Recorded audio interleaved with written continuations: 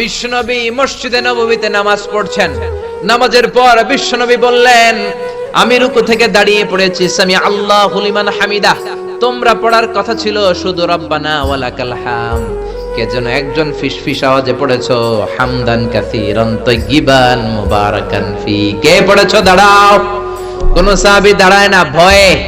বিশ্বনবী অভয় দিয়ে বললেন, কিছু বলবো না, কে পড়েছো? দাঁড়াও। এক সাহাবী দাঁড়িয়ে বললেন, ও নবী আমি পড়েছি। বিশ্বনবী বললেন, এটা তো আমি শিখাই নাই, কই পাইলা, কেন পড়ছো? সাহাবী বলে, নবী গো, আল্লাহর তাসবিহ অল্প পড়লে আমার পোষায় না। আল্লাহু আকবার। বিশ্বনবী বললেন, নামাজরত অবস্থায় আমি দেখেছি বিদউ ওয়া সালাসুনা মালায়েকা, 30 জনেরও বেশি ফেরেশতা তোমার এই অতিরিক্ত তাসবিহর সওয়াবটা কে লিখে লিখে আল্লাহর দরবারে পৌঁছে দিতে পারে, তারা আকাশের মধ্যে কে আগে নিয়ে যেতে পারে প্রতিযোগিতা করছিল। আল্লাহু আকবার।